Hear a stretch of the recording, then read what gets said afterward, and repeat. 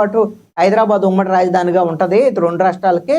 ఆ తర్వాత ఆంధ్రప్రదేశ్ రాజధానిని ఏర్పాటు చేసుకోవాలని విభజన చట్టంలో పేర్కొన్నాం. ఇప్పుడు 10 ఏళ్లయింది. 2015లో ఆంధ్రప్రదేశ్ సంబంధించినటువంటి రాష్ట్ర రాజధాని అమరావతి అనేటువంటి ప్రాంతాన్ని డెవలప్ చేసుకోవాలని ఆ రోజున అసెంబ్లీలో నిర్ణయించుకొని, మాట్లాడుకొని, ప్రతిపక్షంలో ఉన్న వైఎస్ఆర్ కాంగ్రెస్ పార్టీ అంగీకారం మేరకు అప్పుడు కూటమికి సంబంధించినటువంటి ఎన్డీఏ ప్రభుత్వం నిర్ణయం చేసింది. ఇప్పుడు 10 ఏళ్ళు అయిపోయింది. ఇప్పుడు విభజన చట్టంలో సవరణ చేసుకొని ఆంధ్రప్రదేశ్ సంబంధించినటువంటి రాజధాని అమరావతి అని కేంద్ర ప్రభుత్వం చట్టబద్ధత కూడా కల్పింది. మరి ఈ విధానపరమైన నిర్ణయంలో ఏవైనా మార్పు చేర్పులు ఉంటే, ఇంకా డెవలప్ చేయాలి అనేటువంటి దాని మీద ఉంటే, మచిలీపట్నం కలపాలి అని అనుకుంటే మావిగనని చెప్పాడు జగన్మోహన్ రెడ్డి. దాంట్లో ఉన్నదేంది? మచిలీపట్నం విజయవాడ గుంటూరే కదా.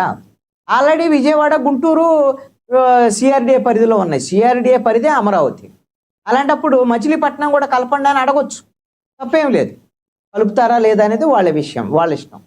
ఇప్పుడు అంతే తప్ప మావిగన్ అనేది కొత్త ఏం ప్రదేశం కాదు, ఎక్కడ లేదు, అవేం కాదు. ఇప్పుడైతే అమరావతిని త్వరితగతిన నిర్మించాలి, అమరావతికి ఏమైనా కేంద్ర ప్రభుత్వం నుంచి నిధులు తీసుకోవాలి, అదేవిధంగా అమరావతికి భూములు ఇచ్చినటువంటి రైతులకు సంబంధించినటువంటి విషయంలో వాళ్ళకి త్వరితగతిన డెవలప్ చేసినటువంటి ప్లాట్లు అందజేయాలి.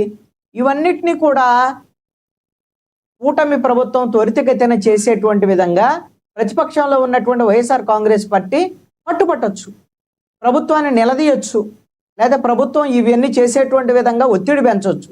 ఇవన్నీ చేస్తే ప్రజల్లో వైఎస్ఆర్ కాంగ్రెస్ పార్టీ మా కోసం పనిచేస్తుంది కదా అని రైతులు అనుకునేదానికి అవకాశం ఉంటుంది, రాష్ట్ర ప్రజలు కూడా అనుకునేదానికి అవకాశం ఉంటుంది. అలాంటి ఆయుధాన్ని వదిలిపెట్టేసి ఈ రోజున జగన్మోహన్ రెడ్డి అతని చేతిలో ఆయుధం ఉంది. ఇప్పుడు 2 లక్షల కోట్లు ఏమో కావాలి, వైఎస్ఆర్ ఇప్పుడు కూటమి ప్రభుత్వం ఫెయిల్ అయింది, అమరావతి కట్టలేదు అని ఇవన్నీ మాట్లాడుతున్నారు కదా. మీకు కట్టలేకపోతే మీకే ఒక ఆయుధం దొరికిద్దిగా. 2028 లోపల మొత్తం మేము కట్టి బిల్డింగ్లు అప్పు చెప్తామని డేట్లతో సహా ముఖ్యమంత్రి చంద్రబాబు నాయుడు ప్రకటించాడు. మరి 28 వాళ్ళు డెడ్ లైన్ పెట్టింది. 28కి పూర్తి చేయలేదనుకోండి, 29 ఏప్రిల్లో ఎలక్షన్స్ వస్తాయి. మరి వచ్చినప్పుడు ఏం చేస్తారా? జగన్మోహన్ రెడ్డి ఆయన జనంలోకి వెళ్ళిపోయి ఈ కూటమి ప్రభుత్వం ఫెయిల్ అయింది, చేయలేకపోయింది, మేము ఇంతకన్నా గొప్పగా ఈ రాష్ట్రానికి అవసరమైనటువంటి విషయంలో మేము మా యాంగిల్ ఆయన 3 రాజధానులు అంటాడా, మావిగన్ అంటాడా, ఏమంటాడు అనేది ఆయన ఇష్టం, వీళ్ళు ఫెయిల్ అయితే. కానీ అలాంటి ఆయుధాల మొత్తాన్ని కూడా జగన్మోహన్ రెడ్డి ఈ రోజున చేతుల నుంచి వదులుకొని పిచ్చి మాట మాట్లాడాడు మావిగన్ అని. మావిగన్ అనేదే లేదు అసలు. అది మచిలీపట్నం విజయవాడ గుంటూరు కలిపి ఉంటే మావిగన్ అనే దాన్ని అసలు ఈ కనిపెట్టేటువంటి వ్యవహారము ఇది. అనుకోవచ్చా కృష్ణాంజనేయులు గారు, ఇంకోటి అనుకోవచ్చా, జగన్మోహన్ రెడ్డి గారికి అమరావతి అనే పదం వింటేనే ఆయనకి కొంచెం ఏమైనా వైబ్రేషన్స్ ఏమైనా క్రియేట్ అవుతాయేమో, పోనీ కొత్తగా ఇలా అని ఏమైనా అన్నారని అనుకోవచ్చా? లేదు చట్టబద్ధత కల్పించారు దీన్ని, ఇప్పుడు మనం ప్రజెంట్ ఇప్పుడు ఏం చేయలేమని ఉన్న ఫ్రస్ట్రేషన్లు ఏమైనా అట్లా మాట్లాడి ఉండవచ్చా? ఇప్పుడు జగన్మోహన్ రెడ్డికి అమరావతి అనేటువంటి పేరు నచ్చకపోవటం ఏముండదండి, అదన్నీ విమర్శ చేసే వాళ్ళకి ఓకే. ఆ ప్రాంతాన్ని మొట్టమొదట ప్రకటించింది ఎవరు? గుంటూరు విజయవాడ మధ్యలో రాజధాని పెట్టాలని ప్రకటించి దానికి అమరావతి పేరు పెట్టింది ఎవరు? చంద్రబాబు నాయుడు. అప్పుడు తెలుగుదేశము, బీజేపీ, జనసేన ప్రభుత్వం 2015లో ఆ రోజున నిర్ణయం చేసి.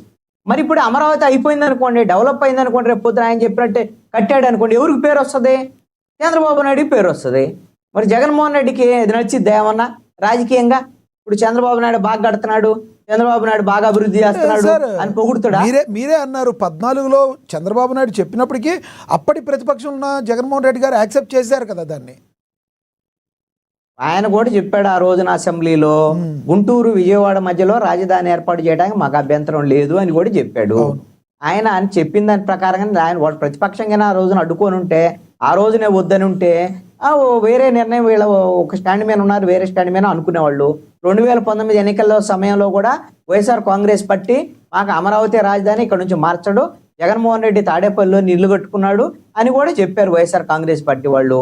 తీరా వచ్చేసరికి ఏమైంది? 2019లో గెలవగానే 2019 డిసెంబర్లో అసెంబ్లీలో పిడుగు లాంటి వార్తను ప్రకటించాడు, మేము దక్షిణాఫ్రికా తరహాలో 3 రాజధానులు ఎందుకు పెట్టకూడదని.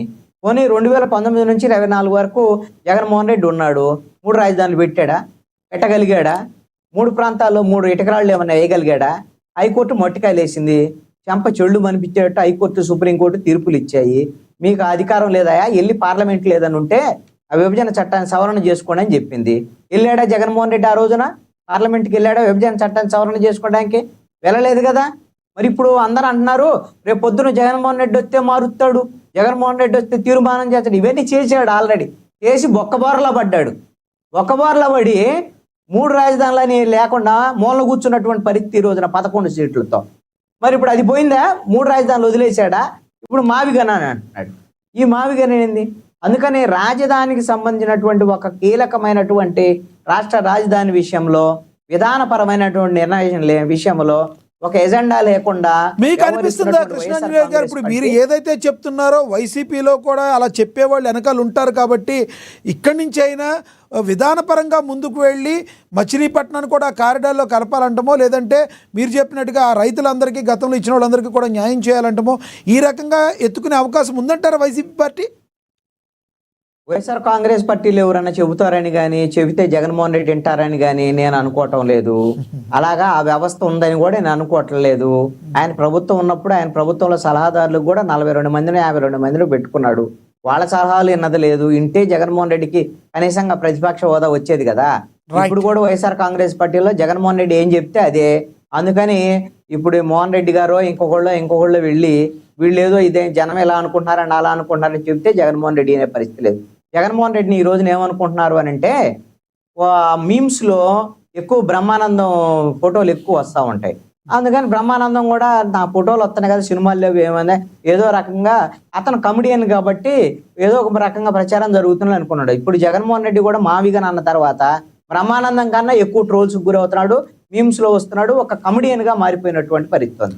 ఒకటి మాత్రం నిజమండి, ఆ రోజున 1325 నుంచి 1351 మధ్యలో మహమ్మద్ బిన్ తుగ్లక్ అద్భుతమైన పాలన అందించి చివరికి ఇప్పుడు ఢిల్లీ నుంచి దౌలతాబాద్ నుంచి ఢిల్లీకి రాజధానిలో పదే మార్చటము, జనం చచ్చిపోయే విధంగా చేయటంతో తుగ్లక్ పాలన అపహాస్యమైనటువంటి పరిస్థితులను. అందుకని ఎవరైనా ఇలాంటి తప్పుడు నిర్ణయాలు చూసుకున్నటువంటి పాలకులను తుగ్లక్ పాలన వీళ్ళది అనేటువంటి సంప్రదాయం, అలాంటి వాతావరణం, అలాంటి విమర్శ ఉంటుంది. ఇప్పుడు జగన్మోహన్ రెడ్డి రాజధాని విషయంలో చేస్తున్నటువంటి నిర్ణయాలు కూడా తుగ్లక్ నిర్ణయాలుగా ఉన్నాయి అనేటువంటి విమర్శ అయితే మాత్రం చాలా ఎక్కువగా ఉంది.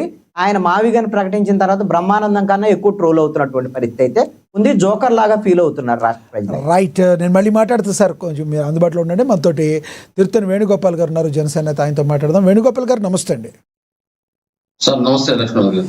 వేణుగోపాల్ గారు, ఆంధ్రప్రదేశ్ అభివృద్ధి ముందుకు వెళ్ళే అవకాశం కనబడుతుందా? స్పష్టంగా కనబడుతుందా? మరి జగన్మోహన్ రెడ్డి గారు తీసుకున్న నిర్ణయాన్ని, మాట్లాడుతున్న మాటలను మీరు ఏ కోణంలో చూస్తారు? మరోవైపు ప్రతిపక్ష హోదా కావాలి మాకు అనుకుంటున్న జగన్మోహన్ రెడ్డి గారిని కొంతమంది పబ్లిక్ ప్రశ్నిస్తున్నారు. దానికి ఏం సమాధానం చెప్తారు? ఎందుకంటే గతంలో చంద్రబాబు నాయుడు గారు 23-24 సీట్లతో ఉన్నప్పుడు పట్టుమని ఒక 10 సీట్లు తీసుకుంటే ప్రతిపక్ష హోదా కూడా మీకు పోతుంది అని మాట్లాడారు.